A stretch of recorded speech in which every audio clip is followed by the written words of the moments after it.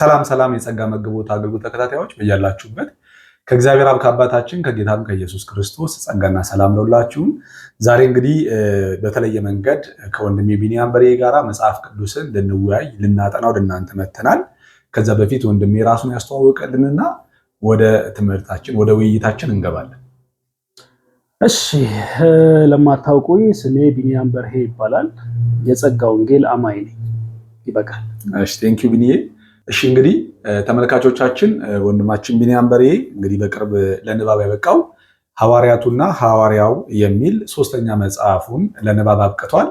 ከዚህ በፊት ከበፊት እስከ ወደፊት እና የጸጋ ዘመን መሰረታዊያን የምንላቸው ሁለት መጽሐፎችን ለንባብ አብቅቶ በእጅጉ ተጠቅመናል። አሁን ደግሞ ሐዋርያቱና ሐዋርያው የሚል በጣም መሰረታዊ ሁሉም አማኞች ሊያነቡት ሊረዱት የሚገባ እውነት በውስጡ የያዘ መጽሐፍ ነው። ሁላችሁም አግኝታችሁ መጽሐፉን ብታነቡት አበረታታችኋለሁ። የምትፈልጉም ሰዎች ከስር ባለው አድራሻ ማግኘት ትችላላችሁ። ብንዬ በመጀመሪያ ደረጃ በመጽሐፍ ውስጥ መግቢያ ያደረገው ሐሳብ አለ። በጣም መሰረታዊ የሆነ ስለ መዳን የሚያወራ ሐሳብ ነው። እስቲ መግቢያ የተወሰነ ሐሳብ ብትለን። እንግዲህ መጽሐፉ በዋናነት እንግዲህ ከርዕሱ መረዳት እንደሚቻለው ሐዋርያቱና ሐዋርያው ይላልና የአዲስ ኪዳን መጽሐፍት ውስጥ ስለተነሱ ሐዋርያት ነው የሚያነሳው እና ሐዋርያቱና ሐዋርያው በሚል መለየቱ የተለያዩ ሐዋርያት መሆናቸውን ለመጠቆም ተፈልጎ ነው የተደረገው። ምንድነው መሰለ ባጭሩ የአዲስ ኪዳን መጽሐፍት ውስጥ ወደ 15 አካባቢ ሐዋርያት አሉ። ባለስልጣን ሐዋርያት ማለት ናቸው። እነዛ በጌታ ሹመት ያገኙ ማለት ነው። 14ቱ ሐዋርያት ትምህርታቸው የሚገጥም የሚስማማ ነው። አንደኛው ሐዋርያ ደግሞ ለየት ያለ ትምህርት ነው ያለው። ይሄ ለየት ያለው ሐዋርያ ጳውሎስ ይባላል። ሐዋርያው ጳውሎስ ነው። ሐዋርያው ጳውሎስ ትምህርቱ ለየት ያለ ትምህርት ነው። 14ቱ ሐዋርያት ደግሞ ትምህርታቸው የሚስማማ ነው። ሐዋርያቱና ሐዋርያው የተባሉት ባጭሩ እነዚህ ናቸው። ተረዳኸኝ ነጥቤ? እነዚህ ናቸውና ትምህርቱ ለየት ያለ ነው ስትል ከምን አንጻር? ለምሳሌ ስታነሳ ነበር ጥያቄ ላይ ከድነት አንጻር። ለምሳሌ ድነት አሁን በጣም ትልቅ ጉዳይ ነው አይደለም እንዴ? እንግዲህ ጉዳዩ ትልቅ እንደሆነ ለማሳየት ድነትን ላንሳ ብዬ ነው። ድነት አሁን መቼም አንድ አማኝ ያመነበት ምክንያት ወንጌልን የተቀበለበት መሰረታዊ ምክንያት ይድን ዘንድ አይደለም እንዴ? ድነትን የዘላለምን ሕይወት ይቀበል ዘንድ ነው። ታዲያ ድነትን በተመለከተ በአዲስ ኪዳን መጽሐፍት ውስጥ ወጥ የሆነ መልእክት ነው ወይ የተላለፈው ነው ወይስ የተለያዩ መልእክቶች ተላልፈዋል ብለን መጽሐፍ ቅዱስን ስናጠና የተለያዩ መልእክቶች ተላልፈው እናገኛለን። ምን እያልከን ነው ቢኒያም? ወይም ለምሳሌ ጥሩ ምሳሌ ልስጥህ። አንድ ባለጠጋ ሰው ወደ ኢየሱስ ክርስቶስ መጣና ጌታ ሆይ የዘላለም ሕይወትን እንዳገኝ ምን መልካም ነገር ላደርግ ብሎ ጠየቀው። ታስታውሳለህ ብዬ አስባለሁ። የማቴዎስ ወንጌል ምዕራፍ 19 ላይ የሚገኝ ነው። ከቁጥር 16 ጀምሮ አለና ምን መልካም ነገር ላደርግ ብሎ ጠየቀው። ከዛ ጌታ ኢየሱስ ክርስቶስ ሕግን ጠብቅ ነው ያለው። ባጭሩ ትእዛዛትን ታውቃለህ፣ እነሱን ጠብቃለህ። የትኞቹን ብሎ ጠየቀው። ከዛ የሙሴን ሕግ ዘረዘረለት። አትግደል፣ አትስረቅ የሚለውን ዘጸአት 20 ላይ የተጻፈውን የሙሴን ሕግ ዘረዘረለት። 10ቱን ትእዛዛት ማለት ነው። የሚገርም ነገር ሰውየው እነዚህንማ እኮ ሳደርግ ቆይቻለሁ ምን ጎደለኝ ብሎ ለኢየሱስ ክርስቶስ መለሰለት።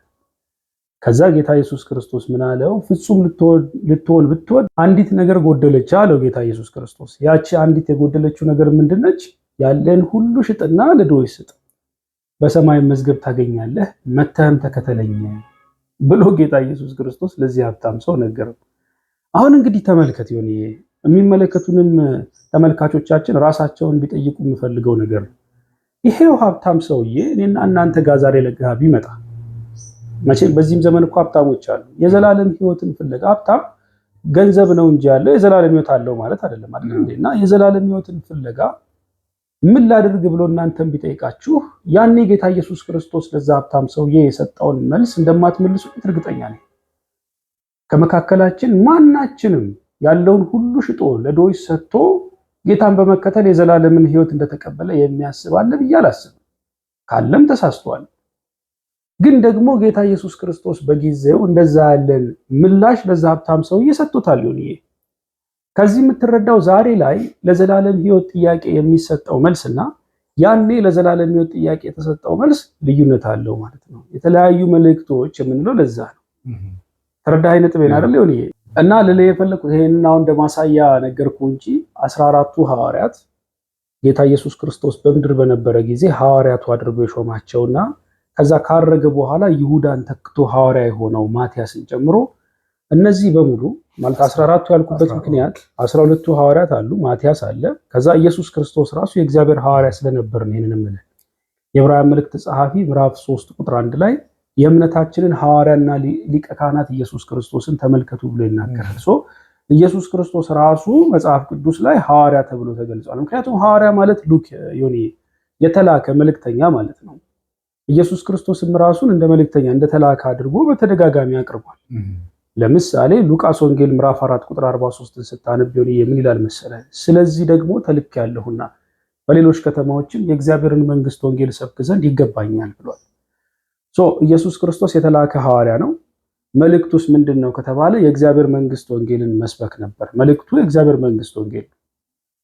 ሐዋርያቱ ያደረጋቸው በምድር በነበረ ጊዜ 12 አድርጎ ሐዋርያቱ ያደረጋቸውም እነዚህም የመንግስትን ወንጌል መንግስተ ሰማያት ቀርባለችና ንስሐ ግቡ እያሉ የመንግስት ወንጌልን እንዲሰብኩ ነበር ያዘዛቸው። ይሄንን ማቴዎስ ወንጌል ምዕራፍ 10 ቁጥር 5 እስከ 7 ድረስ ማግኘት ትችላለህ። ሌሎቹንም ተከታዮቹን እንደዛው ማለት ነው። ሰባውንም እንደዛ ሁለት እያደረገ መንግስተ ሰማያት ቀርባለች ብላችሁ ስበኩ ብሎ ሲልካቸው እናስተውለዋለን። ሉቃስ ላይ ያለ እሱም እና በኋላ ላይ ጌታ ኢየሱስ ክርስቶስ ሞቶ ከተነሳና ካረገ በኋላ ሐዋርያት ሥራ ምዕራፍ 1 ላይ ማቲያስ ይሁዳን ተክቶ ሐዋርያ ሲሆን ትመለከተዋለህ። ስለዚህ አሁን የገለጽኩልህ ጌታ ኢየሱስ ክርስቶስ 12ቱ ሐዋርያት ከዛ ይሁዳ ጎደለና ይሁዳን ተክቶ ማቲያስ ገባ። አንድ ላይ 14 ሐዋርያት ማለት ነው። እነዚህ 14 ሐዋርያት የሚሰብኩት ስብከት ትምህርታቸው፣ መልእክታቸው የሚገጥም የሚስማማ ነው። የመንግስት ወንጌል ስብከታቸው። በኋላ ላይ ደግሞ ሐዋርያ ይሆናል። ይሄ ደግሞ ጌታ ኢየሱስ ክርስቶስ ካረገ ከጊዜያት በኋላ ራሱ ኢየሱስ ክርስቶስ ተገልጦለት አድኖት ሐዋርያው አድርጎ የሾመው ነው። ይሄ ደግሞ የጠርሴሱ ሳውል ይባላል። በኋላ ላይ ደግሞ ጳውሎስ የተባለው ሰው ማለት ነው። ይሄ ሐዋርያ ደግሞ ወንጌሉ ወይም የተቀበለው መልእክት የተለየ ነው። ከራሱ ከኢየሱስ ክርስቶስ በመገለጥ የተቀበለው አዲስ ወንጌል አለ። ጳውሎስ የተቀበለው አዲሱ ወንጌል ደግሞ ስሙ የጸጋ ወንጌል፣ የእግዚአብሔር ጸጋ ወንጌል ይባላል። ሐዋርያው ጳውሎስ ስለተቀበለው ወንጌል ሲያብራራ አንድ ቦታ እንዲህ አለ፣ ነገር ግን ሩጫዬንና አለ ከጌታ ከኢየሱስ የተቀበልኩትን አገልግሎት እርሱም የእግዚአብሔር ጸጋ ወንጌልን መመስከር ፈጽም ዘንድ ነፍሴን በእኔ ዘንድ እንደማትከብር እንደከንቱ ነገር እቆጥራለሁ አለ።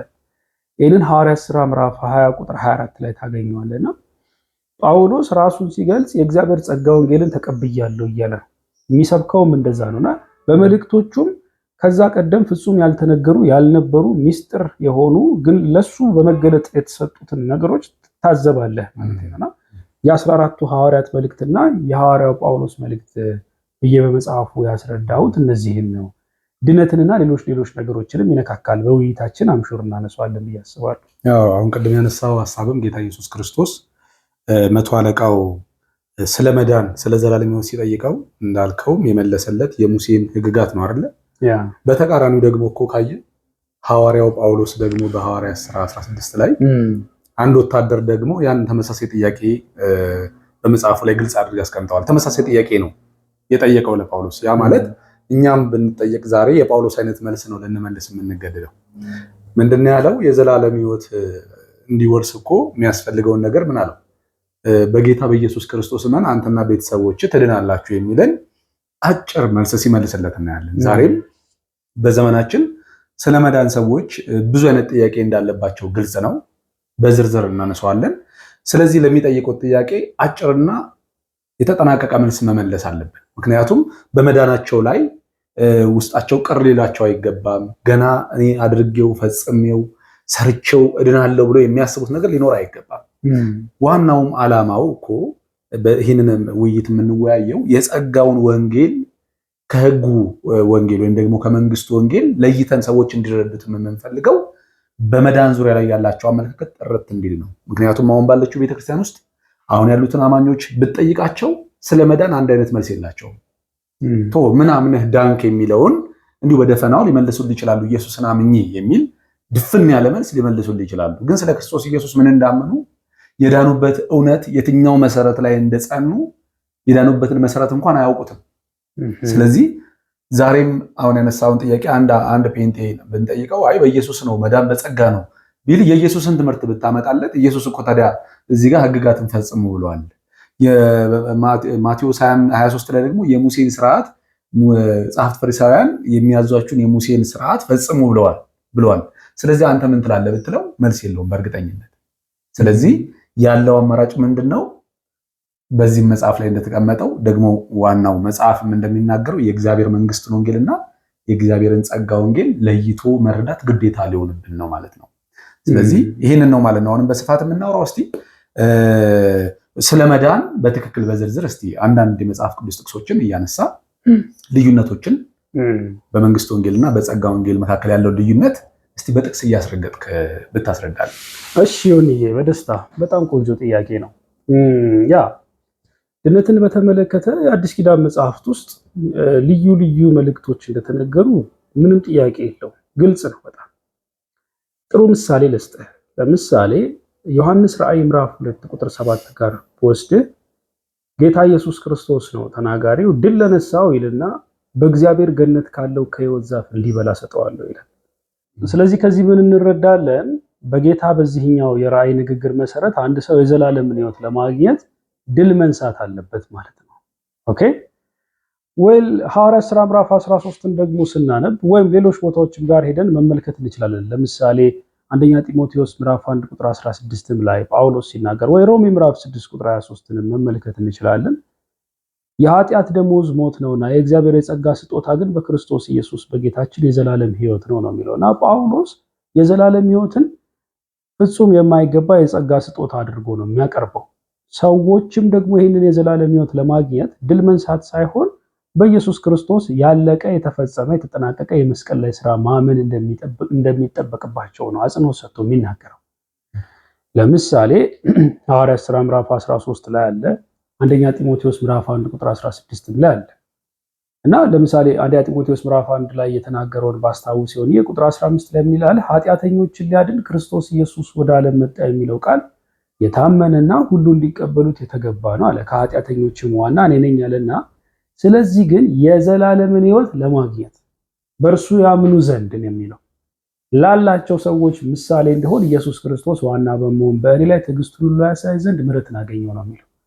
ምን እያልኩ መሰለ? ሐዋርያው ጳውሎስ በሚናገረው ንግግር መሰረት አንድ ሰው የዘላለምን ሕይወት ለመቀበል በኢየሱስ ክርስቶስ ነው የሚያምነው፣ አለቀ።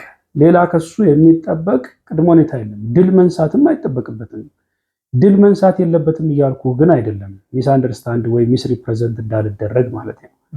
ድል መንሳት ግን የዘላለም ሕይወትን ለማግኘት የሚጠበቅ ቅድመ ሁኔታ ሳይሆን አክሊልን ለማግኘት የሚጠበቅ ቅድመ ሁኔታ ነው በጳውሎስ አስተምህሮት ውስጥ ማለት ነው። አንደኛ ቆሮንቶስ ምዕራፍ 9 ምዕራፍ 3 ላይ የተናገረው ንግግር ነው። ታገኙ ዘንድ ሩጡ ሲል ጳውሎስ ድል ንሱ ሲል አክሊልን ለማግኘት እንጂ የዘላለምን ሕይወት ለመቀበል አይደለም። ነገር ግን አሁን በኢየሱስ ክርስቶስ ንግግር መሰረት ራእይ ላይ በተናገረው ንግግር መሰረት ማለት ነው ድል የነሳ ሰው የዘላለምን ሕይወት ይቀበላል ያለ። ስለዚህ ድል መንሳት የሚለው ኮንሴፕት የሆነ ቦታ ላይ የዘላለምን ሕይወት ለማግኘት ቅድመ ሁኔታ ሆኖ ሲቀርብ ተመለከተዋል። የሆነ ቦታ ላይ ደግሞ ለአክሊል እንጂ የዘላለምን ሕይወት ለመቀበል እንዳልሆነ ታያለ።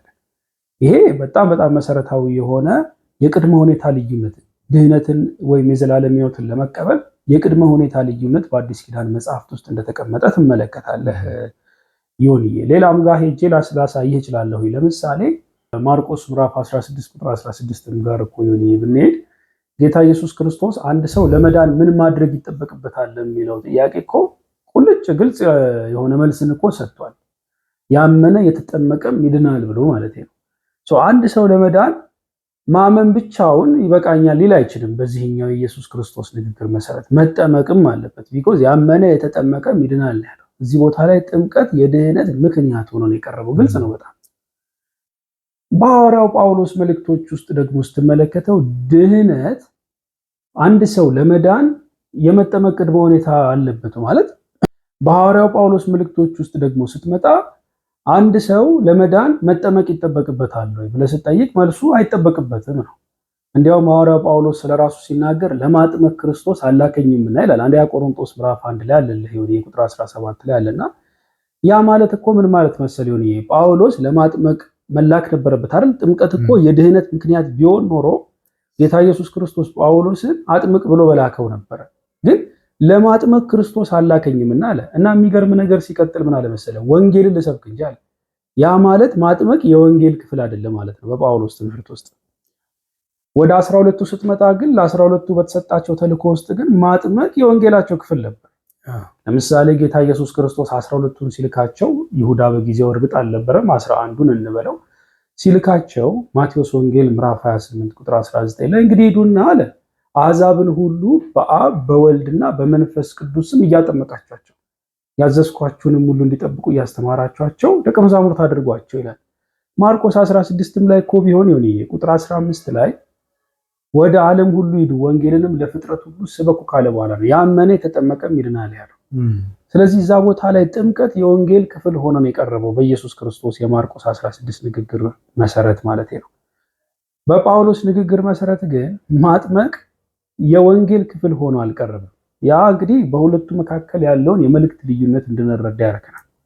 እርግጥ ነው በጳውሎስም ሆኖ እኮ የሚሰብከው ኢየሱስ ክርስቶስ ነው። 12ቱንም ሲልክ ምድርም ላይ ሆኖ ይሰብክ የነበረው ኢየሱስ ክርስቶስ ነው። ግን ኢየሱስ ክርስቶስ በምድር ሆኖ የመንግስትን ወንጌል የሰበከው፣ በጳውሎስ ሆኖ ደግሞ የጸጋን ወንጌል የሰበከው ነው እያልን ከዚህ የተነሳ ነው በእነዚህ ሁለት መልእክቶች መካከል መሰረታዊ ልዩነት የምንታዘበው ልልህ ነው። ቴንኪው ብንዬ። እንግዲህ ተመልካቾቻችን ግር እንዳይሰኙ ስትጠቅስ ከራዕየ ዮሐንስ ትጠቅሳለህ፣ ከጴጥሮስ ከያዕቆብም ልትጠቅስ ትችላለህ እና መልእክቶቹን ስንጠቅስ እያነጻጸርን ያለነው 13ቱን የሐዋርያ ጳውሎስን መልእክታትና በ12ቱ ሐዋርያት ደግሞ የተጻፉት እንዲሁም ደግሞ በጌታ በኢየሱስ ክርስቶስ የተሰበኩትን 4ቱን ወንጌላትን ጨምረን የ14ቱን ሐዋርያና የአንዱን ሐዋርያ ትምህርቶች እያነጻጸርን እንደሆነ ተመልካቾቻችን እንዲረዱልን ነውና ማለት ስታነጻጽር ስትጠቅስ ጥቅሶቹን ከተለያየ የመጽሐፍ ቅዱስ ክፍል ብትጠቅስም ዋናው ግን እያነጻጸርን ያለነው ከአንዱ ከሐዋርያው ጳውሎስ መልእክት አንጻር ይፈተሹ ነው አይደል? ኤግዛክትሊ በትክክል ምንድነው መሰለኝ እኔ መጀመሪያም ስናገር 15 ሐዋርያት እንዳሉ አሳይቼ ነበር።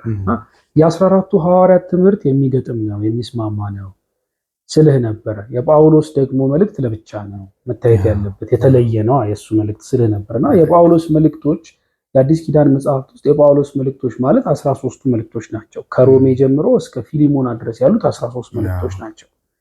የሐዋርያቱ ትምህርት ደግሞ የሚባለው ከነዚህ ከ13ቱ የጳውሎስ መልእክቶች ውጪ ያለው ነው። ሐዋርያት ስራን ከተመለከትን ሐዋርያት ስራ የ14ቱ ሐዋርያትንም እንደገና የሐዋርያው ጳውሎስ ትምህርትንም በጋራ የያዘ መጽሐፍ ነው። ስለዚህ 13ቱ የጳውሎስ መልእክቶች አንድ አይነት የሚስማማ ትምህርት አላቸው። 13ቱ ሌሎቹ ደግሞ መጽሐፍቶች አንድ አይነት የሚስማማ ትምህርት አላቸው። ሐዋርያት ስራ ደግሞ የሁለቱንም ትምህርት በጋራ የያዘ መልእክት ነው። እንደዚህ አድርገን ብንወደው። እሺ እንግዲህ ብንዬ እስካሁን ካነሳንና ካወራን ሐሳብ ውስጥ በመንግስት ወንጌል ውስጥ ለመዳን ከሚያስፈልጉ መስፈርቶች ውስጥ ሕግን መፈጸም እንደሚያስፈልግ አውርተናል። እንደገና ደግሞ የውሃ ጥምቀት አስፈላጊ እንደሆነ ተምረናል። ከጸጋ ወንጌል ጋር እያነጻጸርክ ማለት ነው። ያለን ሁሉ ሸጦ ለድሆች መስጠትን ጭምር በሚገባ እሱንም አስተምረናል። አሁን ደግሞ በማርቆስ ወንጌል ላይ ያለች አንድ ሐሳብ ላንሳለ 13 ላይ እስከ መጨረሻ የሚጸና እሱ ይድናል የሚል ሐሳብ አለና ይህን ሐሳብ ከመንግስት ወንጌል አንጻር ነው የተጠቀሰው የጥቅስ አይደል? እና ከጸጋ ወንጌል ደግሞ ካሉ የመልእክታት ጋር አንድ ላይ አያይዘ እስቲ ምን ትላለህ? አዎ በአጭሩ ከጳውሎስ መልእክቶች በፊት የምታገኘው ከጳውሎስ መዳንና ሐዋርያ ተደርጎ መሰየም በፊት የምታገኘው ሐሳብ በሙሉ የመንግስት ወንጌል የጳውሎስ መልእክት ነው። የጸጋ ወንጌል ማለት ጳውሎስ ከኢየሱስ ክርስቶስ በመገለጥ የተቀበለው ወንጌል የጸጋ ወንጌል። ከጳውሎስ በፊት የሰበከ የለም፣ በመገለጥ የተቀበለም የለማ። ባይሰብኩም እኮ የሚገርም ነገር አይደለም። እነ ጴጥሮስ አሁን የሰበኩት የተቀበሉትን የመንግስትን ወንጌል እንዲሰብኩ የታዘዙት ያንን ያደረጉት። ጳውሎስ ደግሞ የሰበከው የታዘዘውን ነው። የተሰጠው የጸጋ ወንጌል ነው። ያንን እንዲሰብክ ነው ጌታ ኢየሱስ ክርስቶስ አደራ የሰጠው፣ እሱን ያደረገው ልልፈልጌ ነው።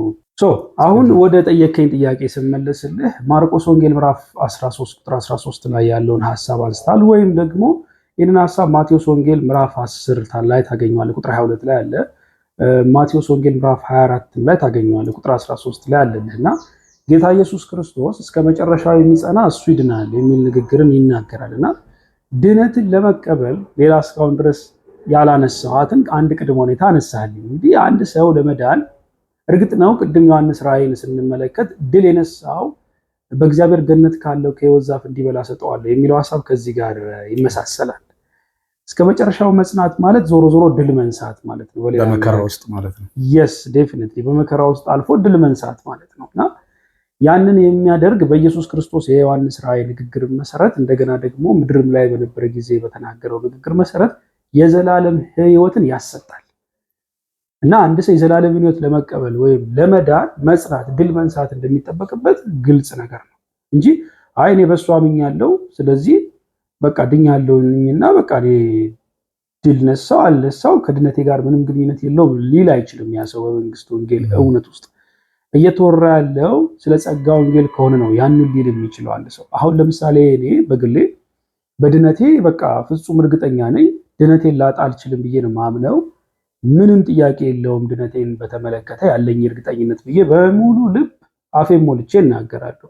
ያንን የምናገረው ግን በጸጋ ዘመን ላይ ያለው የጸጋውን ወንጌል ያመንኩኝ ሰው እንደሆንኩ ስለማቅ እንጂ እየተወራ ያለው ስለ መንግስት ወንጌል ከሆነ አንድ ሰው የመንግስትን ወንጌል አሜን ብሎ ስለተቀበለ ብቻ ድነትን በቅጽበት ተቀብሏል ማለት አይደለም። ካመነ በኋላ እስከ መጨረሻው ድረስ መጽናት ይጠበቅበታል። ፍሬ እያፈራ መጽናት አለበት። አለበለዚያ ዮሐንስ ወንጌል ምዕራፍ 15 ላይ እንደተባለው ተቆርጦ ወደ እሳት መጣል የሚባል ነገር አለ። ብዙዎች እኮ ይሆንዬ ለምሳሌ ዮሐንስ ወንጌል ምዕራፍ 15ን ሲያነቡ ብዙዎች ግር ይሰኛሉ። ኢቭን በዘላለም ሕይወት ዋስትና እንኳን የሚያምኑ ሰዎች ዮሐንስ 15ን ሲያነቡ ወይ ጸሐፊው ባላሰበበት መንገድ ሊተረጉሙት ይፈልጋሉ፣ ማለት ከነሱ አስተምህሮት ጋር እንዲጣጣም ማለት ነው። ወይ ደግሞ በቃ ለመረዳት በጣም ይቸግረናል ብለው ይተውታል እሱን ነገር። እውነትን እኮ ግን እንነጋገር ከተባለ ይሆን የመንግስት ወንጌልና የጸጋ ወንጌልን ካለየ እንዲህ ያሉ ቦታዎች ላይ የተነገረው ሐሳብ እኮ ለመረዳት በጣም ዳገት ይሆንባል። እና እነዚህ ሁለቱን ወንጌሎች መለየት በጣም ኢምፖርታንት የሚሆነው አየ ከዚህ ማለት የአዲስ ኪዳን መጽሐፍትን በትክክል መረዳት የምትፈልግ ከሆነ በአዲስ ኪዳን መጽሐፍት ውስጥ የተሰበኩትን ሁለት ወንጌሎች ማወቅ ያስፈልጋል። ይሄ ግዴታ ነው። እሺ እንግዲህ ብንዬ ያው ይህንን ሐሳብ ለማጽናት በማርቆስ ወንጌል 13 ላይ እንግዲህ እስከ መጨረሻ የሚጸና ይድናል ይላል። እንደገና እንደዚህ አይነት ተመሳሳይ ጥቅሶች በሌሎች በዚሁ በመንግስት ወንጌል ሰባኪዎች በተጻፉ መጽሐፍቶች ላይም ተጨማሪ ጥቅሶችን ማግኘት እንችላለን። ለምሳሌ በዕብራውያን መጽሐፍ ምዕራፍ 10 ከቁጥር 36 ላይ ነው ምንድነው የሚለው? የእግዚአብሔርን ፈቃድ አድርጋችሁ የተሰጣችሁን የተስፋ ቃል እንድታገኙ እስከ መጨረሻ ልትጸኑ ያስፈልጋችኋል የሚል አንድ ቃል ደግሞ በጣም ጠበቅ አድርጎ የዕብራውያን አማኞች እንኳን የተሰጣቸውን የተስፋ ቃል እንዲያገኙ እስከ መጨረሻ መጽናት እንደሚጠበቅባቸው የእግዚአብሔርን ፈቃድ በማድረጉ ውስጥ ይህንን ሐሳብ ሲያነሳ እናያለን። ማርቆስም ላይ በመከራ የሚጸና የተባረከ ነው። ከጸና በኋላ በመከራው በፈተና ከጸና በኋላ ለሚወዱት የሰጠውንም የተስፋ ቃል እርሱንም የሕይወትን አክሊል ይቀበላል ይላል። ስለዚህ በተለያዩ የመጽሐፍ ቅዱስ ክፍሎች ላይ እንኳን ለማስረገጥ ከአንድም ከሶስትም በላይ ጥቅሶችን እያነሳን ብንመለከት በመንግስት ወንጌል ውስጥ ካሉ ብዙ መስፈርቶች ውስጥ እንዳልከው ሕግን መፈጸም አንዱ መስፈርት ነው። ጥምቀት መጠመቅ፣ እስከ መጨረሻ መጽናት፣ በሌሎች በተለያዩ ይሄ ብቻ አይደለም አይደል? ሌሎች ከማመን በተጨማሪ ማለት ከማመን በተጨማሪ ክርስቶስ መሲህነት ከማመን በተጨማሪ እነኚህን ስርዓቶች በመፈጸም ነው መዳን የሚገኘው እንጂ በቅጽበት በጸጋ ድናችኋል፣ ታጥባችኋል፣ በአብ ቀኝ ተቀምጣችኋል፣ አዲሱን ሰው ለብሳችኋል እንደዚህ እርግጥ አድርጎ 4 ነጥብ ዘግቶ የሚነግረን የትኛውም ሐዋርያ የለም እና ከዚያ ሐሳብ አንጻር ነው ይህን ሐሳብ እንድናነሳ የፈለግነው። ዴፊኒትሊ በትክክል እያልን ያለነው ባጭሩ አንድ ሰው ለመዳን ከሱ የሚጠበቀው ቅድመ ሁኔታን በተመለከተ በመንግስት ወንጌልና በጸጋ ወንጌል መሰረት የተለያየ ቅድመ ሁኔታዎች ተሰጥተዋል። የመንግስት ወንጌልን ኮንሲደር ካደረግን አንድ ሰው ለመዳን ከማመን በተጨማሪ መጠመቅ ይጠበቅበታል። እስከ መጨረሻው ፍሬ ያፈራ መጽናት ይጠበቅበታል። ያለውን ሁሉ ሽጦ ለድሆች መስጠት ይጠበቅበታል። የሙሴን ሕግ መጠበቅ ይጠበቅበታል። እነዚህ ሁሉ መስፈርቶች አሉ። የጸጋ ወንጌልን ግን መሰረት ካደረግን አንድ ሰው ለመዳን የተሰበከለትን ወንጌል አሜን ብሎ በልቡ ከልቡ ማመኑ በቂ ነው። አለቀ። በዛች ቅጽበት ይድናል። ለዛ ነው ይኸውልህ በጸጋ ወንጌል መሰረት ድነት የሚገኘው በቅጽበት ነው። በመንግስት ወንጌል መሰረት ግን ድነት የሚገኘው በጽናት ነው፣ በቅጽበት አይደለም። ተረዳህ አይነት ቤን ቅድም ያነሳው የዕብራውያን መልእክት የጻፈውንም ሐሳብ ብንመለከት ዕብራውያን 10 ጋር ሄደን ዕብራውያን 6 ጋርም ሄደን የዕብራውያን መልእክት ጸሐፊ ብዙ ጊዜ ማስጠንቀቂያ ያስተላልፋል አይደለም እንዴ? እና ማስጠንቀቂያ የሚያስተላልፍበት ምክንያት ላይ ብዙ ጊዜ ብዙ አማኞች ሲቸገሩ ይስተዋላል፣ ነገሩን ለመረዳት ማለት ነው። የመንግስት ወንጌልና የጸጋ ወንጌልን በቅጡ ከለየህ በኋላ ግን የዕብራውያን መልእክት ጸሐፊ ሊያስተላልፍ የፈለገው ሐሳብ ምን እንደሆነ ለመረዳት ብዙ ዳገት አይሆንብህም። የዕብራውያን መልእክት ጸሐፊ መሰረት አድርጎ እየጻፈ ያለው የመንግስት ወንጌልና የጸጋን ወንጌል አይደለም። ድነት በጸሐፊው መሰረት የሚገኘው በቅጽበት አይደለም፣ በጽናት ነው። እና ለምሳሌ ልንገርህ፣ ለምሳሌ የዕብራውያን መልእክት ምዕራፍ 4 ቁጥር 11 እና ቁጥር 12 ራሱ ብትመለከተው ጸሐፊው እረፍትን እንደተቀበሉ ሳይሆን እረፍት እንደቀረላቸው አድርጎ ነው የሚናገረው። ወደ እረፍቱ ለመግባት እንትጋ ሁሉ እኮ ብሎ ይናገራል። አስበው እንግዲህ ያ ማለት እረፍትን ያገኙ አይደሉም፣ ይልቁንም በመትጋት ለማረፍ የሚጣጣሩ ናቸው ማለት ነው እነዚህ ሰዎች፣ ተደራሲያኑም ጸሐፊው። ስለዚህ ይህንን የምልበት ምክንያት ምንድን ነው? አንድ ሰው እረፍትን ለመቀበል መትጋት ይጠበቅበታል ማለት ነው። ተግቶ መጨረሻ ላይ ነው እረፍትን የሚያገኙ። ወደኛ ስትመጣ ግን አርፈን ነው የምንጀምረው። ማስረጃ በምን አወቅኩት? ኤፌሶን ምዕራፍ 2 ቁጥር 6 እና ቁጥር 7 ላይ የተጻፈውን ሐሳብ ላስታውስ ይሆን። በሚመጡ ዘመናትም አለ በክርስቶስ ኢየሱስ ለኛ ባለው ቸርነት ከሁሉ የሚበልጠውን የኃይሉን ባለጠግነት ያሳይ ዘንድ ከእርሱ ጋር አስነሳን፣ በክርስቶስ ኢየሱስም በሰማያዊ ስፍራ ከእርሱ ጋር አስቀመጠን ነው የሚለው። ጳውሎስ ይህንን የሚናገረው ለዳኑ ሰዎች ነው። ግን በህይወት እኮ አሉ። ሞተው ሩጫውን ጨርሰው ምናምን እኮ አይደለም። በህይወት እኮ ገና አሉ እና በህይወት አሉ። ግን ደግሞ ድነታቸው በቅጽበት የተገኘ ስለሆነ እረፍታቸው በቅጽበት የተገኘ ስለሆነ ከረፍት የጀመሩ ስለሆኑ ያንን ይጽፍላቸዋል። እና አሁን ወደኛ ስትመጣ አርፈን ጀምረን ነው ከዛ በኋላ ሌላው ነገርን መልካሙን ስራ የምንሰራው። እነዚህ የዕብራውያን መልእክት የተጻፈላቸው ሰዎች ግን ለማረፍ ነው የሚተጉት። ራሱ መልካምን የሚሰሩት ለማረፍ ነው። እኛ ግን አርፈን የጀመርነው። ተረዳኸኝ አይደል? አሁን እንዲህ ያሉ ልዩነቶችን በትክክል የምትረዳው እነዚህ ሁለት ወንጌሎች መሰበካቸውን ስታውቅ ነው ልል ነው። ዮኒዬ በዝርዝር እንመለከታቸዋለን ሁለቱን ወንጌሎች ለይተን ማለት ነው። ተመልካቾቻችን ይሄ የመንግስት ወንጌል እና የጸጋ ወንጌል ቃሉ ነው የተለመደው ከዚህ በፊት እና አንተ ግን ሐዋርያቱና ሐዋርያው ብለህ ሐዋርያቶቹንና የሰበኩትን ወንጌል ነው ለመለየት የሞከርከው ማለት ነው። እና የመንግስት ወንጌል ሲባል የጸጋውን ወንጌል ብዙዎቻችን እናውቀዋለን። ያው የክርስቶስን መስቀል ማዕከል ያደረገ ወንጌል ነው አይደለ? ከክርስቶስ ትንሣኤ በኋላ የተገለጠ ወንጌል ስለሆነ እስራኤል የለም፣ አሕዛብ የለም፣ ባሪያ ጨዋ የለም፣ ሁላችን በክርስቶስ አንድ ሰው ነው። ወደፊት ሁለት ሰው መሆን አልተቻለም። በዚህ መከፋፈል እንዳልተቻለ ጳውሎስ ይናገራል። ነገር ግን ከዚህ ወንጌል መገለጥ በፊት የነበሩ ወንጌል እንዳለ እንኳን ሰዎች አያውቁም። ባይዘው ኢየሱስ መምጣት ጀምሮ ያለውን የጳውሎስንም አንድ ላይ መልእክት አጠቅልለው አሁን ላለንበት ዘመን መመሪያ አድርገው ነው ብዙዎች የተቀመጡትና እስኪ የመንግስት ወንጌልን ያው ይሄኛውን ክፍል በዚሁ ለመተክለል እንዲያመቸን የመንግስት ወንጌል የሚለው ሐሳብ በትንሹ ለየት ለማድረግ ያ በተወሰነ በቅንጭብታ ለመመልከት ያክል የመንግስት ወንጌል ባጭሩ ስለ ክርስቶስ መንግስት የክርስቶስን መንግስት ማዕከል አድርጎ የሚናገር ነው። የጸጋ ወንጌል ደግሞ ማዕከሉ የክርስቶስ ሞትና ትንሣኤ ነው። መሰረታዊ ልዩነታቸው በሁለቱ መካከል ያለው መሰረታዊ ልዩነት ያ የመንግስት ወንጌል የእግዚአብሔርን ምድራዊ መንግስት በምድር ላይ የምትተከለውን የእግዚአብሔር መንግስት ማዕከል ሲያደርግ፣ የጸጋ ወንጌል የእግዚአብሔርን ጸጋ ማዕከል የሚያደርግ ነው። ከስማቸው መረዳት እንደሚቻለው የእግዚአብሔር መንግስት ወንጌል ሲባል በምድር ላይ ወደፊት የምትቋቋም መንግስት አለች። ያቺን መንግስት ማዕከል አድርጎ ነው የመንግስት ወንጌል የሚናገረው። የጸጋ ወንጌል ግን ሰዎችን ሁሉ ለማዳን ስለፈሰሰው የእግዚአብሔር ጸጋ ነው። ማዕከሉ እሱ ነው። ተረዳኸኝ ነጥቤ? ስለዚህ ሁለቱም ወንጌሎች የእግዚአብሔር ናቸው። ሉክ አንደኛው የሌላ አንደኛው የእግዚአብሔር እያልን አይደለም። ሁለቱም የእግዚአብሔር ወንጌል ናቸው። ሁለቱም እውነት ናቸው። ግን ደግሞ በመጽሐፍ ቅዱሳችን ውስጥ የእውነትን ቃል በትክክል ከፋፍለን ለያይተን እንድናጠና ታዘናል አይደለም እንዴ? ሁለተኛ ጢሞቴዎስ ምዕራፍ 2 ቁጥር 15። ስለዚህ ሁለቱም እውነት ናቸው። እውነትን ግን ከእውነት እየለየን እናጠናለን ማለት ነው። የመንግስት ወንጌልና የጸጋ ወንጌልን መለየት የሚገባ እንደዛ ነው። መሰረታዊ የጭብጥ ልዩነት አለ በሁለቱ መካከል። አንዳቸው ስለ ክርስቶስ መንግስት ናቸው፣ ሌላኛቸው ግን ስለ ክርስቶስ ሞቶ መነሳት ነው እያልኩ ነው። ይህንን ይመስላል በሁለቱ መሰረት ላይ ያደረገ የመዳን ትምህርት ነው ያለው ማለት ነው። በሁለቱ መሰረት ላይ የመንግስት ወንጌል ስንል ክርስቶስ ወደፊት ስለሚያደርገው ነገር ነው። በያዕቆብ ዙፋን ላይ በሚቀመጥበት ጊዜ ስለ ሺህ ዓመት መንግስት በዳዊት ዙፋን ላይ በሚቀመጥበት በያዕቆብ ላይ በሚነግስበት ነው። በዛ ነው የእስራኤል መንግስትን መመለስ የሚሆነው ማለት ነው። yes ዴፊኒትሊ አሁን ለእስራኤላውያን ለአባቶቻቸው ለነ ዳዊት የተገባ ተስፋ አለ። የዛ ተስፋ ፍጻሜ ምንድነው ስትል በምድር ላይ የምትቋቋም መንግስት አለች። በዛች መንግስት ላይ በዳዊት ዙፋን ላይ ጌታ ኢየሱስ ክርስቶስ ተቀምጦ ምድርን ያስተዳድራል። የመንግስት ወንጌል ስለዚህኛው ሐሳብ። የጸጋ ወንጌል ግን ኢየሱስ ክርስቶስ የሰው ልጆች ሁሉ ከእግዚአብሔር ጋር እንዲታረቁ ድነትን እንዲቀበሉ የእግዚአብሔር ቤተሰቦች እንዲሆኑ ሞቶ ተነስቶላቸዋል የሚል የምስራች ነው።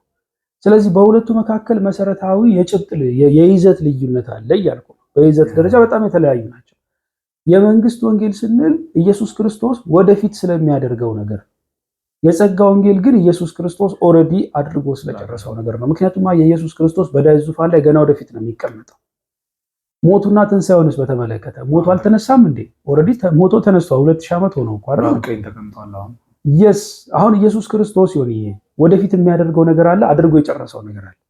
የጸጋ ወንጌል አድርጎ ስለጨረሰው ነገር ነው። የመንግስት ወንጌል ወደፊት ስለሚያደርገው ነገር ነው። በአጭሩ እንደዚህ አድርገው ሊረዱት ይችላሉ። እሺ ቢኒዬ፣ እንግዲህ በጣም ግልጽ በሆነ መንገድ አብራርተህልናል። አሁንም በዝርዝር የሚቀጥሉ ሀሳቦች ይኖራሉ በሚቀጥሉ ክፍሎች ላይ በቀጣይነት የምንመጣባቸው ነው የሚሆኑት። ጥያቄ ያላችሁ ሰዎች በኮሜንት እንድታሳውቁን፣ በእነኛም ጥያቄዎች ላይ ደግሞ ይህንን ተከታታዩን ውይይት ከጨረስን በኋላ ምላሽ የምንሰጥ ይሆናል። ለዛሬ እንግዲህ ያዘጋጀንላችሁ ቪዲዮ ይህንን ይመስላል። በሌላ ቪዲዮ እስክንገናኝ ድረስ በያላችሁበት የጌታ ኢየሱስ ክርስቶስ ጸጋ ከሁላችሁ ጋር ይሁን። ሰላም።